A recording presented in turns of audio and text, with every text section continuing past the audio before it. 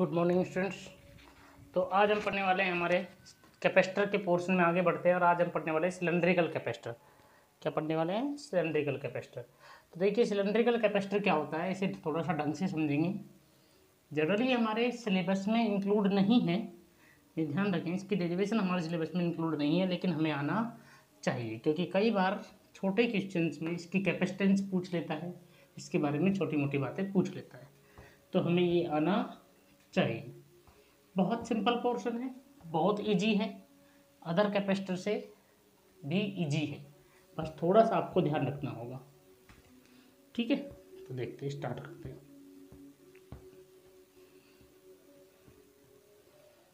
चलिए देखिए cylindrical capacitor. Capacitor मैंने बताया था कि दो अपोजिट चार्ज नेचर के कंडक्टर्स की क्या होता है, अरेंजमेंट होता है। तो सिलेंड्रिकल कैपेसिटर में भी दो सिलेंड्रिकल टाइप के अपोजिट चार्ज कंडक्टर्स ही होते हैं।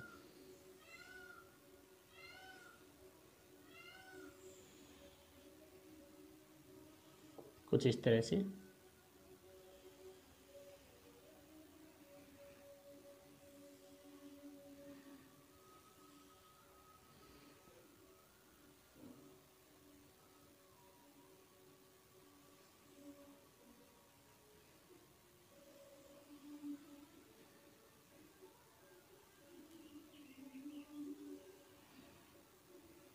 इसमें एक सिलेंडर हमारा बड़ा और एक सिलेंडर हमारा क्या होता है भैया, छोटा होता है।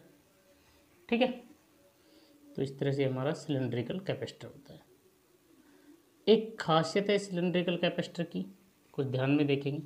देखिए ये वाला जो छोटा सिलेंडर है, इसकी रेडियस अगर मैं R1 मानता हूँ और बड़े वाले सिलेंडर की अगर रेडियस मैं कितनी मानता हूँ, R2 मानता हूँ, और इसकी लेंथ में क्या मानता हूँ, L। तो एक सिचुएशन होती है कि R1 और R2 ये लेस देन होती है किसके, L के। इस सिलेंडर पर होता है पॉजिटिव चार्ज और ये लीनियरली डिस्ट्रीब्यूट है। कैसे डिस्ट्रीब्यूट है? लीनियरली डिस्ट्रीब्यूट है। ठीक है, अब ये तो आपको पता ही होगा कि भाई कैपेसिटर में दोनों प्लेटों पर, दोनों कंडक्टर पर सेम चार्ज होते हैं, तो चार्ज डेंसिटी इनकी मान लेते हैं, लीनियर है तो कितनी मान लेते हैं, लैम्डा। कितनी मान लेते हैं, लैम्डा। चलिए अब मुझे बताइए कि कैपेसिटेंस क्या होती है। भाई हम बहुत अच्छे से जानते हैं कि कैपेसिटेंस जो होती है वो होती है C बराबर Q/V। अच्छा यहाँ V क्या होता है?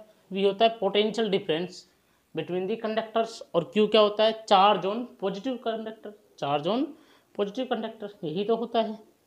ठीक है, तो मेरी सारी कहानी आके टिकती कहाँ पर है कि मेरा पोटेंशियल डिफरेंस कितना है, मेरा पोटेंशियल डिफरेंस कितना है। तो कैसे निकालें कि दोनों कंडक्टर के बीच में पोटेंशियल डिफरेंस कितना है।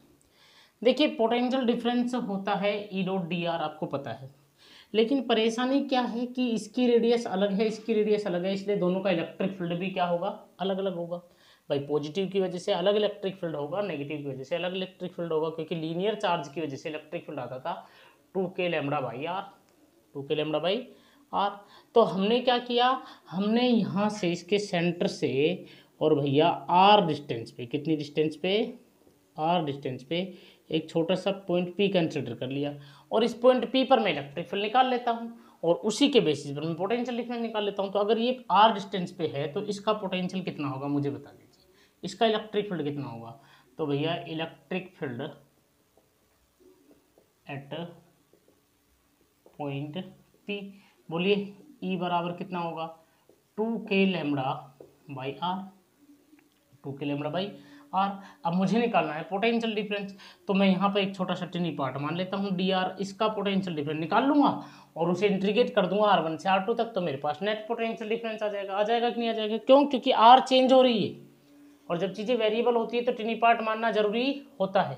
यहाँ dr ही क्यों माना है? क्योंकि इलेक्ट्रिक फील्ड चेंज हो रहा है। इलेक्ट्रिक फील्ड क्यों चेंज हो रहा है? क्या 2 चेंज होता है? नहीं। क्या k चेंज होता है? नहीं। क्या लैम्बडा चेंज होता है? नहीं। तो क्या चेंज होता है? r। याद करो मैंने कहा था कि जिसकी वजह से वेरिएशन आया उसका टिनी पार्ट मान लो, तो r की वजह से वेरिएशन आता था तो dr मैंने टिनी पार्ट मान लिया। ठीक है, तो भाई मेरे पास देन v इक्वल टू होना चाहिए E डॉट डी आर, तो तो v इज इक्वल टू, भाई कहाँ से कहाँ तक, R1 से R2 तक, e की जगह रख दिया 2k lambda by r dot D R.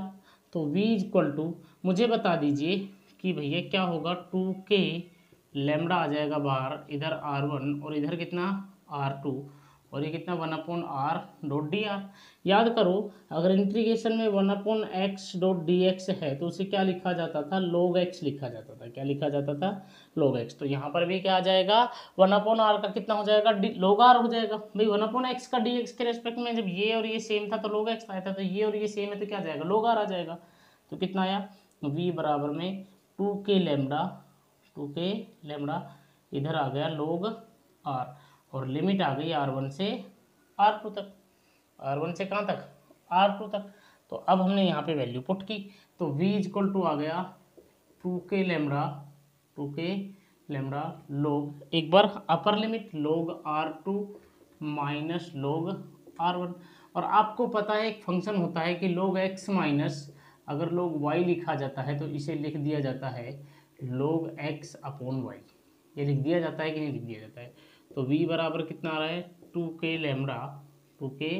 Lambda और कितना log R2 upon R1, log R2 upon कितना R1। देखिए भाई मेरे पास v आ गया, इसको मैंने इक्वेशन क्या कह दी, सेकंड। तो from equation first and second, अगर इक्वेशन फर्स्ट और सेकंड से अगर मैं बात करूँ, इक्वेशन फर्स्ट और सेकंड से अगर मैं बात करूँ तो c बराबर क्या लिखा जाना चाहिए, q upon 2k lambda log R2 upon R1। अच्छा, q को क्या लिखा जा सकता है मुझे बता दीजिए, यू नो दैट। भाई q को क्या लिखा जा सकता है मुझे बताइए, लैम्बडा बराबर क्या होता है, q अपॉन l होता है कि नहीं होता है, होता है। तो q बराबर क्या लिखा जाना चाहिए, लैम्बडा l लिखा जाना चाहिए।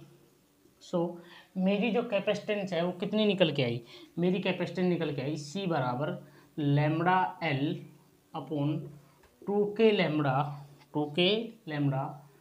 log R2 upon R1, lambda से लैम्बडा कैंसिल, तो c बराबर कितना आ रहा है, l upon 2k log R2 upon R1। अच्छा भाई k को क्या लिखा जा सकता है, 1/4 एप्सिलॉन नोड लिखा जा सकता है। तो c बराबर क्या हो गया, 4 epsilon node l upon 2 log R2 upon R1। ये मेरे पास कैपेसिटेंस आ गई, सिंपल है। सिलेंड्रिकल कैपेसिटर आपको समझ में आया, कुछ नहीं किया मैंने, क्या कहा था, हमारे लिए मेन मोटो होता है पोटेंशियल डिफरेंस को निकालना, पोटेंशियल डिफरेंस को निकालना। पैरेलल प्लेट पढ़ा था तो भी ई डॉट डी आर लगाया था, जब सिलेंड्रिकल लगाया था तो सिलेंड्रिकल में डायरेक्ट निकाल सकते थे, दोनों का पोटेंशियल अलग अलग होता था। लेकिन अब ये कैसा है, स्पेरिकल पढ़ा था तो दोनों का पोटेंशियल अलग अलग होता था, तो पोटेंशियल डिफरेंस निकाला था, है ना। और ये सिलेंड्रिकल है तो यहाँ टिनी पार्ट मान के सिलेंड्रिक पोटेंशियल डिफरेंस निकाला, बाकी कोई टेंशन वाली बात नहीं है, मेन मोटो पोटेंशियल डिफरेंस ही होता है। ठीक है, मेरे हिसाब से आपको समझ में आ गया होगा। तो मिलते हैं नेक्स्ट वीडियो के अंदर। अब हम पढ़ने वाले हैं कॉम्बिनेशन ऑफ कैपेसिटर्स, ये हम पढ़ने वाले हैं। ठीक है भाई, मिलते हैं नेक्स्ट वीडियो के अंदर।